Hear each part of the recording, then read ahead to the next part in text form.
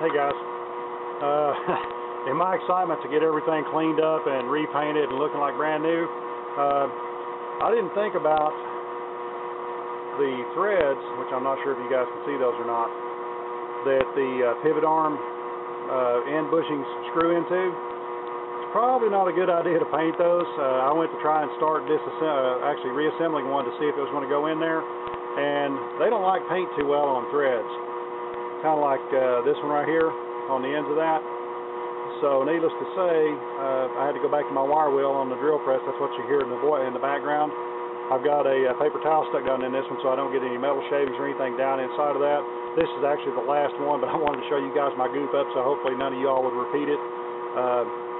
I know better than to paint threads. I just wasn't thinking. So in the future, if you guys decide to do similar to this or anything on the suspension components that have got threads on it, it might be a good idea if you tape them off so you don't have to go through what I'm going through now, taking it back off. But I'll be right back with you in just a minute.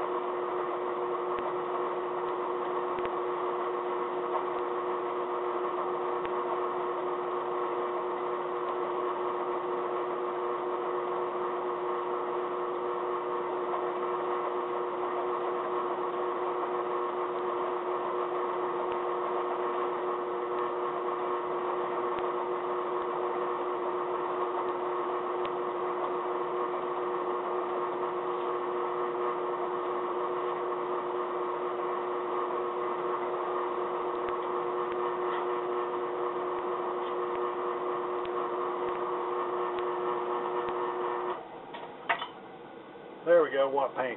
Okay, I'm actually going to start trying to assemble these things now and see how they work, and see if they all go together. I'll get one kind of half assembled here on the workbench, and then I'll take the camera over and let you see. It's going to be kind of hard to do both at the same time, so just stand by for just a second.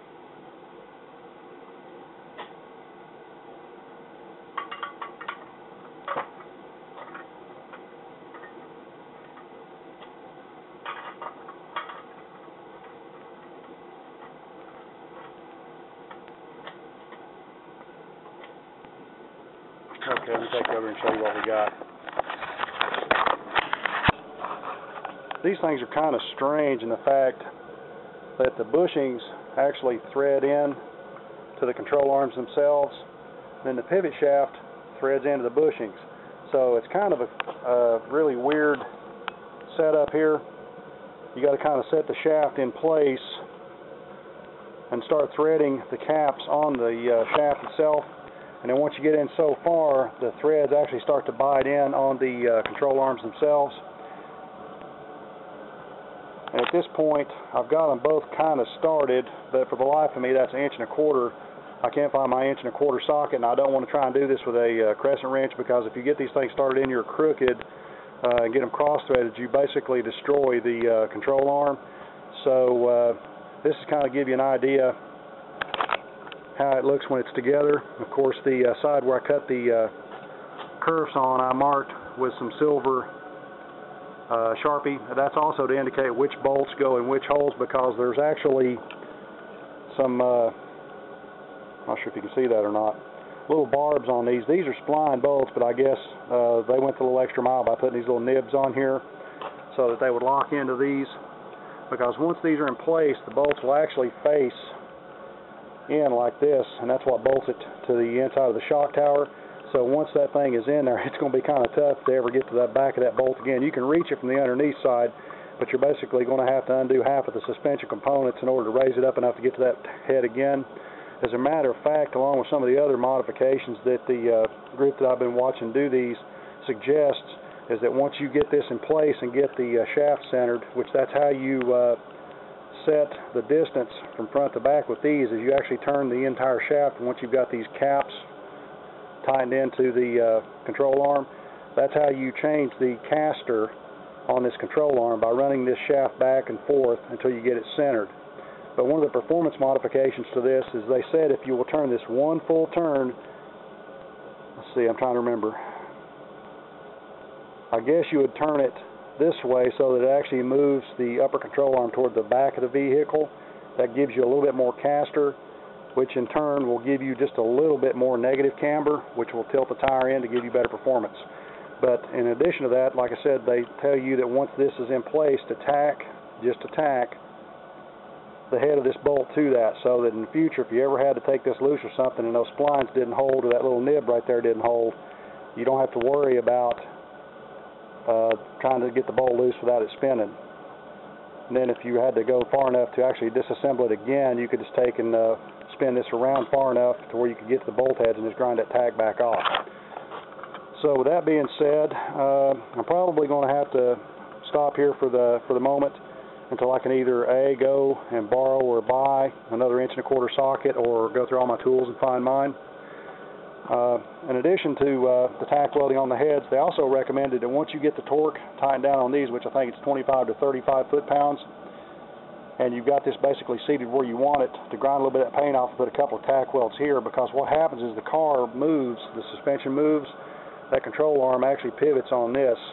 So over time, it's conceivable with grease and movement and everything that these could loosen up, and you definitely don't want these coming off. So I'm probably going to go ahead and follow the advice of some of the people that have done more of these than I have, and do the tack weld on the bolt heads where they go through the pivot shaft, and also where these caps thread into the control arm itself. It's real simple to get it back off. I'm not going to fully weld them up or anything. I'm just going to do a couple of tacks and see how that goes. But there again, you just want to do a real small tack, just like we're doing the sheet metal quarter-pounds and stuff that I was doing earlier. You don't want to get that hot enough to cook that O-ring out, or worse yet, warp any of the metal, which I don't think there's too much of an issue with warping this, but I still want to do just a tack, just enough basically just to lock that down. Then once everything's in place, then we can go ahead with putting the spindle, the springs, and so on and so forth on. But at the moment, I'm just trying to get these done so that I can do a mock-up to make sure that all of these modifications and everything's actually going to fit back on the car.